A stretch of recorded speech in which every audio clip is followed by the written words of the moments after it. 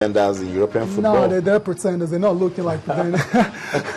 Yeah, so like we said earlier, it's going to be between Napoli, Arsenal, and Borussia Dortmund. And talking about Chelsea, though, incredible result for Chelsea. We remember that horrible start they had against Basel, and everybody were like, that was just garbage. But they've been able to turn it around with back-to-back victories away from home in Romania and in Schalke yesterday. Fernando Torres in incredible form, 100 start for Chelsea yesterday, 39 goals. It's not such a bad record, but because of the price tag that came along with him yesterday, that came along with his sale, a lot of people feel he hasn't done well enough. And this is the Fernando Torres we know in front of goal, always taking chances. Absolutely. I was trying to review this goal. It was quite from a dangerous angle, but he could still manage to get something out of it. All he did was he anticipated a flick from Ivanovic and he made himself free at the back post and found the net. And look at the second goal here. So incredible pace. Good teamwork. Shown incredible pace by Oscar and Hazard, and they just set up the ball for Torres, and he finished it calmly.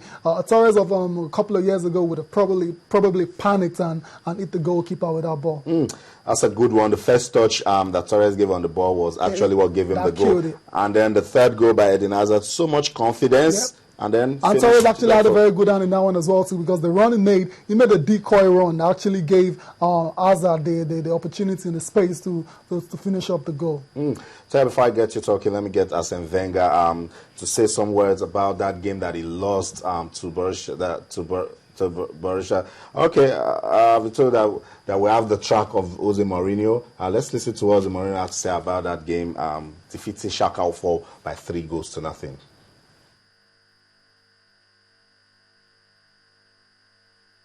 It was good for us. We had a difficult period in the first half, which a team always have. And in that period, last 10-15 minutes of the first half, Schalke was really dominant. But after that, we were always very compact, very solid. We controlled the game. We were always dangerous. So I think my team deserved the points.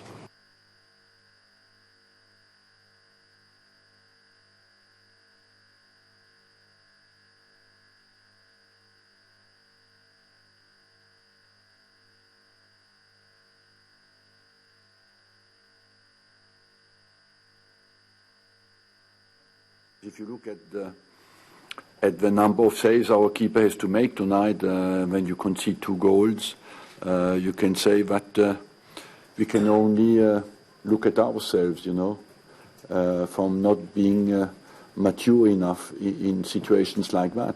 You cannot win the game, you don't lose it. And especially in the second half, when we were on top, we gave ourselves made it difficult for us with giving them a second goal. I felt that we started a bit hesitant, and what we did not do against Naples, and after we gave them confidence. Overall, I believe that our fluent football going forward was not quick enough tonight, and that's basically what it can happen sometimes, because you play many games, and we were not at our best. I'm sorry about this.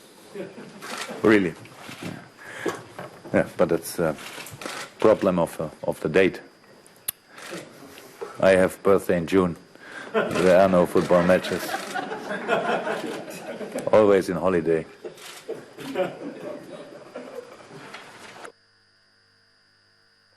Okay, that's it. There's no other way your club could have started that press conference. You had to say to Arsene Wenger, I'm sorry about this. It's your birthday, but it's the problem with the dates. But Arsene Wenger said something very, very important. He said that Arsenal did not play the sort of football that they are known for. They weren't quick going forward, and then they gave Borussia Dortmund confidence. So how much credit do you give the opponent for Arsenal not playing the game they used to play? It's because they played a very tough team. We know Borussia Dortmund finalists last year in the Champions League. So obviously, the step up in class made it difficult for Arsenal to play their game yesterday. And talking about club, I think it was just being magnanimous in victory, because yesterday was the professor's birthday, and he just spoiled it for him totally. You have to say sorry, and I think that's a good way to say that there's a problem of the date, that it would have been better. That was a good show of sportsmanship. Yeah, absolutely. Klopp, one of those young managers coming up that a lot of people feel is destined for the top. And before the game yesterday, he talked about having actually wanted to come to the Premiership in the future. That's it. Santi Cazorla came so close to giving Arsenal the lead. If Arsenal had gotten that goal and then the one that Rosiski's effort also, probably they would have gone on to win. But that's football. You need to take your chances. It's all about taking chances. That's it right there. That's it right there. Lewandowski arrived late into the box on a beautiful side and footed volley, and it was 2-1 to Borussia Dortmund. But Arsenal, they know they still have a chance to qualify. That's the good thing. It's still in their hands, and all they have to do is get very good results in the last 3 games. Arsene Wenger says they need to go away and win, which will be very tough. And I'm sure he knows that, especially when they go away to Borussia Dortmund, because I don't see Borussia Dortmund losing at home to Arsenal. Maybe when they go away to Napoli, they can get something on the road. And they still have a home game against Marseille, which should be a sure banker.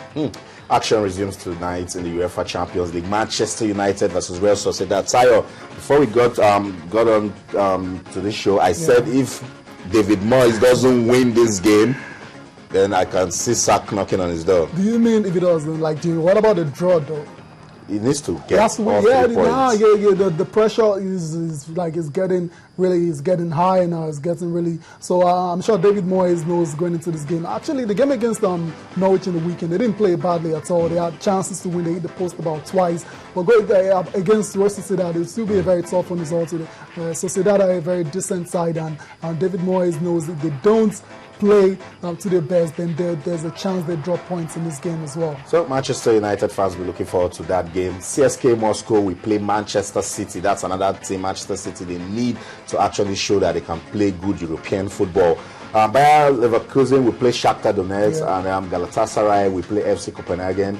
Real Madrid, Juve, big game. Let's see if Juve can actually travel to Spain and get something out of that. It is Benfica versus Olympiacos. Anderlecht will play Paris Saint-Germain. They've not been bad. They're actually showing that money can play football. Yeah, money can play. Bayern no Munich will play Victoria Plzen. But let's talk about that game, Real Madrid, Juve. Yeah, undoubtedly the biggest match of the night, and it will be a very tough one. These two teams have impeccable, very, very good history in terms of European football, and it will be a very tight one. Obviously, we'll be looking forward to Cristiano Ronaldo, and he's on 55 goals right now. We'll try to make it 56 and close the gap on and actually go level with Ruud van Nistelrooy on 56 goals in the Champions League. So Ronaldo, all the top players for Real Madrid will have to stand up to the counter today. I'm talking of Ronaldo, Di Maria, even Gareth Bale. Gareth Bale, we know hasn't really set Spain on fire since his arrival. So in this kind of games, he really has to show. He has to show up. So quickly, let's talk about Manchester United and their former manager Alex Ferguson. Everyone knows the book is out, and there was no love for Rooney, Roy Keane, and David Beckham. Rafa Benitez as well. So don't forget Rafa. Fergie.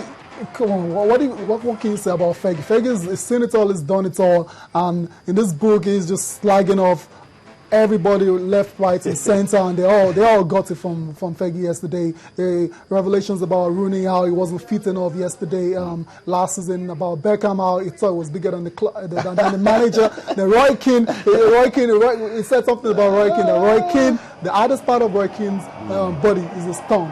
Okay. I'm sure we can listen to what Fergie has to say about in his book.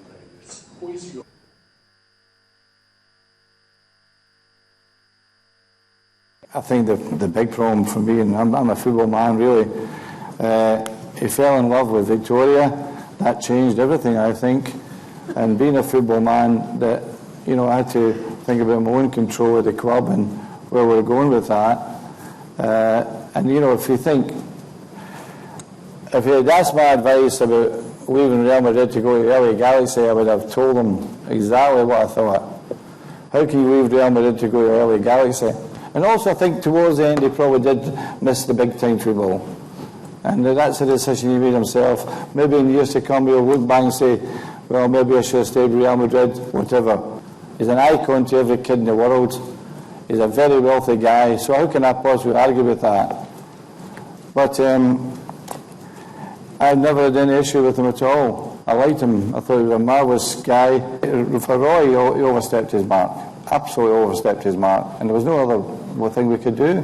For all United fans who wondered certain things, there had to be a reason, and the most important reason was that I couldn't lose control over players. If I wanted to remain at United in terms of control over players for a long period, I think the manager is the most important person in that respect.